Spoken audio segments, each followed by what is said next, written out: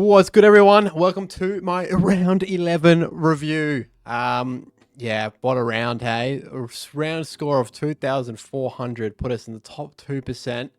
Now we are in the top 2% overall, and we went up over 3,000 in the rankings to where we were to shoot up into the top 4K.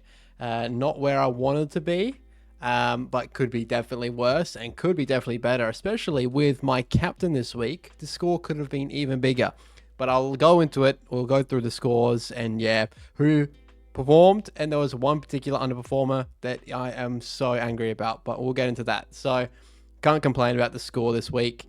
Let's go into our team and have a look at each individual. Now we've got Bailey Dale to start off with. 97 overall. He was on around 80 at around half time, so he really slowed his pace in the second half. He was just yum up till half time and a little bit into the third quarter, but then really slowed his pace down. 97's fine, but could have been bigger. Sinclair 114. He's absolutely feasting with no Nas back there, which we expected. And great pick. He's probably the top averager defense for the year, I think. I'm not 100% sure. Something to look into. But I can't complain whatsoever. Lockie Ash 95. That seems like what his average is right now. He's around that 90 to 100 mark, maybe 105, 110 occasionally. I thought he would go a little bit bigger than what he did, with Whitfield being a late out. Really actually benefited my team and my choice for Lockie Ash, just a one game. But 95 could have been bigger, but he keeps getting swapped around in that midfield, and it really does slow scoring down. So pick is fine. It's just going to be a matter of if we want Whitfield and Lockie Ash towards the season end, which is something I'm definitely going to consider. Going into the worst, most disappointing pick for the whole entire week. In a great week, there was a low light, and it was Dan Houston with a 46. Are you joking me? What are you doing out there? Danny boy, what? I can't believe a 46 is one of the lowest premium scores playing a full game. He's not a premium. Let me refrain that. One of the higher end players that's got an average above 90 it was before this game. A 46 is ridiculous, so I don't know what to do this week, if I'm to move him on, or I've got a lot of things to consider during this week when it comes to buys, because this week is the buys I haven't mentioned yet. My favorite weeks, because it's where the good players show themselves and where the bad players are, they are exposed to the buys. So there's a lot of buy playing that comes into effect when it comes to this round. In my forward line, I haven't really planned very well. So Houston, I've got a 46, really disappointing. His break-even's probably all the way up there. We're going to have to really consider moving him on this week, or do I just hold him and pray he has a big one against Bulldogs at Marvel? It's just going to be a wait and watch sort of thing. See what his break-even does and what works for my team this week. We've got Lindsay, 55, back down to earth from what he initially scored. He's losing money now. It's probably time to jump off, but again, the buys are making things a little bit more complicated. So there's a lot of, are we moving on from these blokes? Are we holding? I might hold half, hold and sell half. That's probably where I'm moving to, especially like the next dude coming up as well. Coleman Kitty has probably made as much money as he can. It's probably the height of his price, and in an ideal scenario, I want to jump off right now. But I'm just going to have to look at matchup during the week and see what is going to hold and what's not going to hold. So Lindsay, I'm probably going to look on the side of holding. He's got Essendon this week at Optus, so Coleman's probably going to be the bloke to be adjusted. And then we got Jax. I held him this whole time just to make a little bit more money, and he loses me money or the 31, which is ridiculous. You're gone, son. I don't care about nothing this week. Jax is being traded. See you later, son. And Dirksen played and got a 67. So the pick of getting him early really suited our team well. I don't recommend jumping that early ever, especially when he wasn't named. It was just a bit of a crazy pick, but it's a pick that's worked out in my favor for my team. Now, Butters is where I went wrong this week. I did have Merritt sitting there as my vice captain, or 126, which I thought I got cocky, and I was like, you know what? Butters is going to go 150 against Carlton, and it was just a really bad game for Port overall, except one other bloke, which I'll go into in a moment. So 103 is not disaster zone, but it's just not great as a captain score, that's for sure. Probably my first captain miss of the year, excluding the week where we had Zacho as captain. So 103 is fine, but yeah, captain of 126 would give us 50 more points, which would put us on the top 1,000 scorers for the round, I would reckon. Bontempelli, 119. Can't complain. Yep, it's the Bont. He scores so well with limited touches. Zach Merritt, he had a lot of touches and didn't score as well as they thought he should have. Darcy Parish took a lot of the scoring potential from Merritt, and he did win the medal to a lot of boos because they still lost, but I thought it was going to be big. And I was this close to trading Archie Roberts in, and I was so glad I held off because he didn't really perform as well as he should have. He got around an 85, and that could be someone we could jump on very shortly at a tasty price because I think he's going to be one of the top defenders for the year. Clayton Oliver, 142, his highest since like round, I don't know what round it was, but like since 2023. Ridiculous. Absolute onslaught in the third quarter. If you're watching this, you know what happened. Yeah, just absolutely amazing. 142 is, yeah, I didn't expect this when I picked him. I was expecting him to average at 100 the whole season. He's far exceeded my expectations for my initial video I made of him of why I should get him. Probably my number one pick for the year so far is Clayton Oliver. Just with his output, it's been brilliant. Nick Dacos, 124, could have gone way bigger, but he has an issue with his efficiency at the moment. He was sitting around 50% efficiency, I think, with his touches. I don't know. It's just his efficiency is a real big issue. Change your boots. What is it, Nike that he wears? Just, I don't know. It's something to watch for sure, but 124 could have been 150 region if he kicked well. Jagger Smith absolutely ran riot in the Port midfield. 108. I don't know if that's his highest score, but I think it might be. He has got forward status. So if you held, you've had an absolute master stroke. Jagger Smith is now flexible between forward and midfield. Opens up a lot of opportunities for later moves.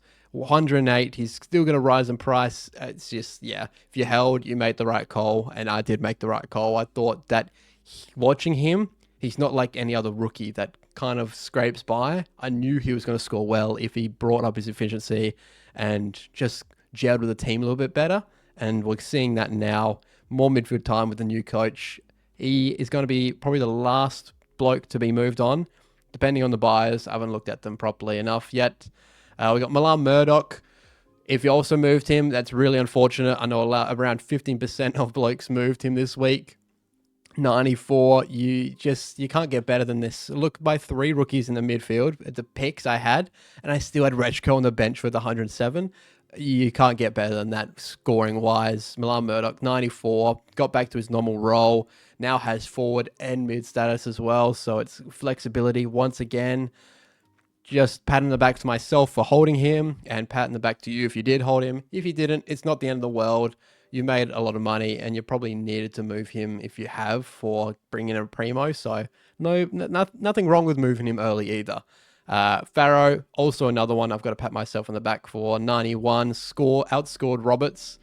Had limited touches, but used the ball very, very well. I thought that I was just going to hold him through this rough patch because I saw the fixture coming up. And now we've got West Coast, and yeah, the fixture's easy for Essendon at this stage of the year. So that's why I was going to move or keep him until the buys and then move him on around then. And it's working out so far, so good. Rechko on the bench, 107. Did not expect that at all. And at coming 72 is better performance. He's made us some money, and I think if he puts around a 60 from now on, he's still going to make a little bit more money. So not necessarily having to move him. And I held him because I didn't really have any other options because I'm not selling him at the price he was. And I think that's also the right call. So we've made a lot of right calls with not trading last week. That was one of the big things I was worried about, is not making any moves leading into the week. I'm so proud I didn't. And this is why. Rux. Dogger Jackson, 119. Yeah, it's fine. Not his highest scoring, but definitely better than what the 60 he did a couple weeks ago or last week. I'm not sure when it was. And then Maxi gone, 114.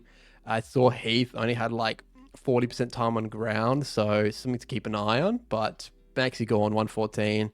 A little bit underrated in the pecking order of rucks. I've seen Grundy, Jackson, and Jerry, but I haven't seen the conversation about Gawn, and I think that he's been as reliable as a pick for the whole year as anyone else. Sheasel 125, another big score from Sheasel, was mobbing it up back down there. Yep, can't complain. Petrarca 118 was scaling average to around halftime and then put the Jets on towards the end of the game. So happy with that. His old mate Anderson is actually having a big patch. So might be someone, if you have jumped on, that it's a good call. Might be someone to keep an eye on. Flanders 111 also, I think, has had a little bit of effect of Nas not being in the side. Since he was out, he's been scoring pretty well, and the pick we thought we were going to get with him, I was only complaining about him about a month ago, but we cannot complain with that output. 111. Cozzy Pickett 103. It could have been a little bit bigger, but at least it's not that 60 region. It's not why I bought him, because his scoring was around the 130s consistently, but 103 is much better than what we were getting. And thank God, Horn Francis, welcome back, buddy. 128 was the shining light in the Port loss, was doing everything. Had 30 touches, 3 goals, was, best on ground in my personal opinion as a biased Port fan. But he was the only one that actually put any effort in the night. There was a couple of the Port blokes that were commendable, but I'm not going to go into that because no one gives a crap. And Brayden Cook, 67, bit disappointing. Probably looking to be moved on this week at that buy. He's losing price and his break-even's a bit up there. So, I think it's perfect time to jump off. And I'm not so sure about his teammate McAndrew. He isn't that flex spot, so that is a null and void if we were not to make a move this week. So something to keep an eye on. It might be a double crows, see you later, but we'll keep an eye on it for sure. And then McKenna on the bench, 55, consistent. Hey, I think he scored 55 the week earlier as well. Schoenberg did not play. So a lot of things to go into this week regarding buys, captain options, what the next steps are, planning for the buys that are coming. If we are going to use 3 trades this round, because I'm really considering it, maybe a Houston, a Cook, and a Coleman type, or instead of a Coleman, maybe a McAndrew, something to definitely look into, but I'll go into all that later on in the week. 73,000 to play on the bench. Yeah, we're in a great position to absolutely shock the world.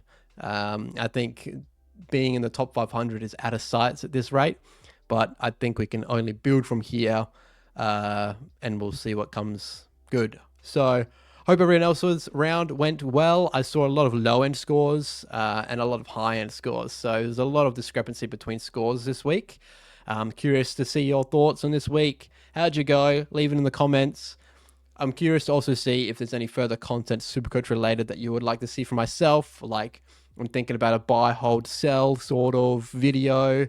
I'm talking about, I'm looking at a few things, further breakdowns and some plays through the buys.